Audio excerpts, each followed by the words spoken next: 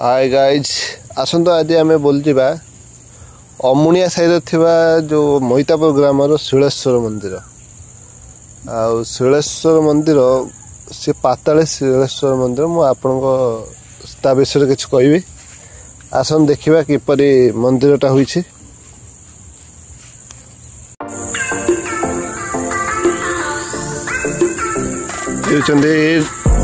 शिलेश्वर मंदिर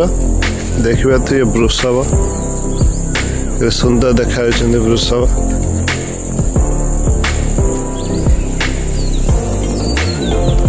ये पुराना वृषभ थिले ये नुआ वृषभ कराई।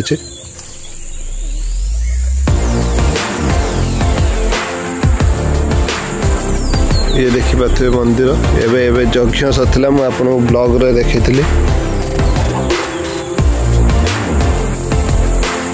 शिलेश्वर मंदिर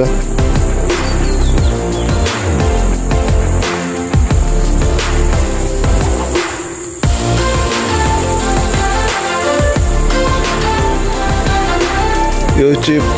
आमर श्रावण लिंग जय शिलेश्वर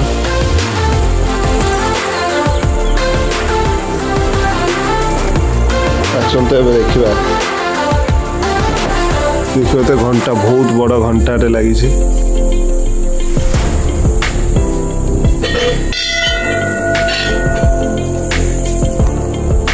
आप देखा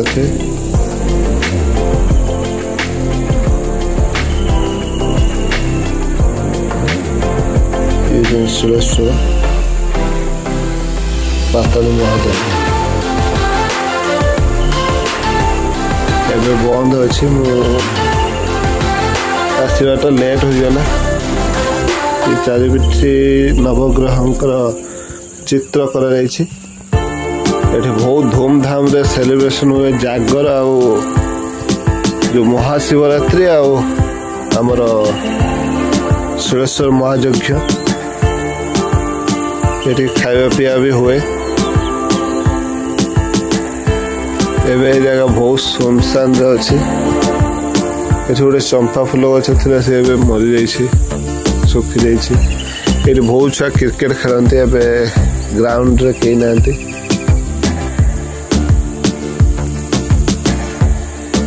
दूर जो गछटी जो देखा जा मझा मझे से बहुत दूर अच्छी आम से गछ मूल शोई था केते मजा हुए गाँव रे जामकोली गछ चारिआडे अच्छी एवं बिल बाड़ किसी नहीं पूरा सुनसान एरिया।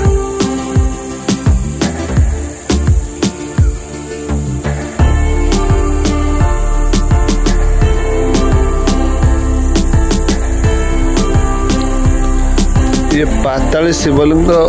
कौन पे है जे मुझे कह से कहानी देखा तो ये पूरा बिल मझिर हूँ शिवलिंग जो प्रकट होते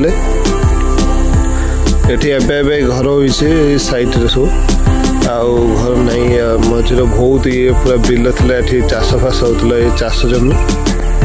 जेहेतु ये बहुत पुराना मंदिर देखा तो यार प्लास्टर सब पड़े गलानी बहुत रिपेयरिंग भी दरकार समस्त को।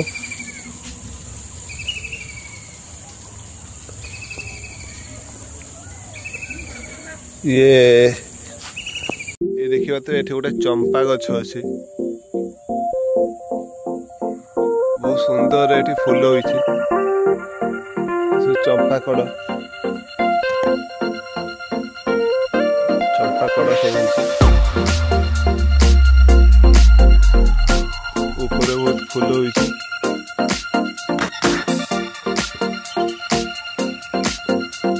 चढ़ई गोटे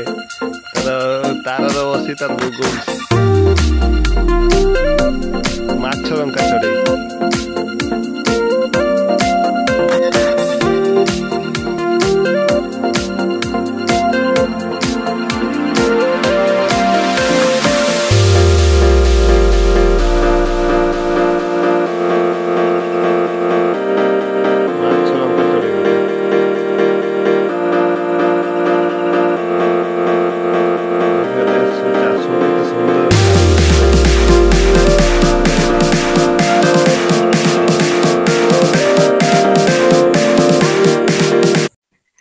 ये शिलेश्वर मंदिर बहुत पुरातन जुगर होइछि बहुत पुराना टाइम रही जेहेतु एठी पाताली शिवलिंग को कौन पई कह जाए जे ये होउछि हमर जन हलुआ जे हल करिया पई बिल को आसे से कौन होइछि दिन हल करू करू से आख पाखर कौन लोक नथिले जे आमर मु देखौछि आपन बहुत एरिया रो कई भी को जगार भी आमर गोटे पहाड़ नहीं मु रही रही कहूँ ये आपण मैंने बुझीपारे बराबर ये जगार कौन सी आमर बोले 20-30 किलोमीटर तार बेसी हम 25-30 किलोमीटर दूर पर्यंत आमर कौ जगार पहाड़ ही नहीं तो ये पहाड़ जो नहीं तो एठू हलुआ दिन हल करुला जमी से लगिला जो नंगल जो मुंडटा जो तले जो थाए सेटा लगिला जे से तले तो से हलुआ कौन कला ना कहला मो बलद देहर लगे लगे से रक्त बाहरला बहुत जोर से रक्त बाहरला एटा आपन कहानी बोले भली लगुथबो जो अन्य भी जगह कोठी होइछि से सेम स्टोरी कारण जोटी भी हेइछि से आपन को जो से भगवान को सेम से कलिजुग होता सब लीला तो से पाताली रूप से बाहरते से आपण को देखे दवा चाहते किपर पाताली हो स्टोरीटा कहूँ तो से हलुआ जो देखला बलद दुईटी तो किसी है तो रक्त आईला कौटू तो हठात से कौन कले ना बलद दुईटी फिटई से पलैला घर को पलैल ताको रात स्वप्न ले कि तू मत छाड़ी दे कि पलि आइलु कौटी से आख पाखर कई थिलेनी से देखले कई ना से रक्त देखी से पूरा डरीगला जे रक्त तो बाहर मु कौन करी ये कौ जगह रक्त आसे जे से डरीगला डरिकी से घर को पलैला जो सोई जाइथिला ताको रात्र स्वप्न देश है जे तो मत छाड़ी दे कौन पे पलि आइलु आ मत तो छाड़देली जदि ताने मु होउची तू जाइकी मत सकाळू बाहर कर से जगार ये तो भावुची मो तो बहुत पुराना दिन से गुड़ा सब चाष जमी अच्छे चाष हो तो से जगह से आसबे कौटू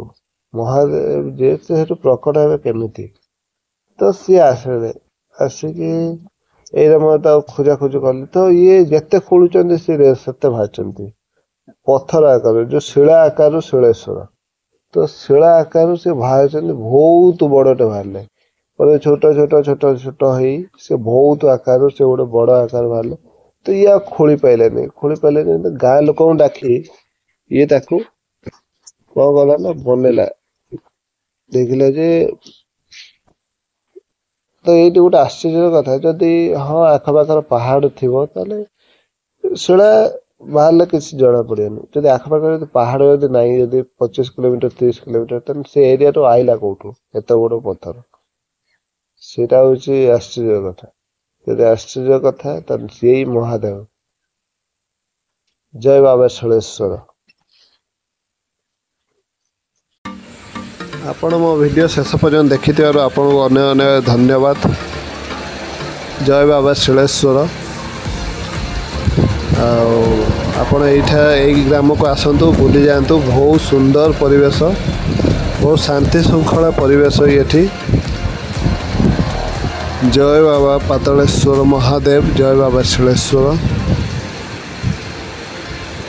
आउ किसी डोनेशन भी दिंतु जमी मंदिर को आम पुनर्निर्माण जमी कर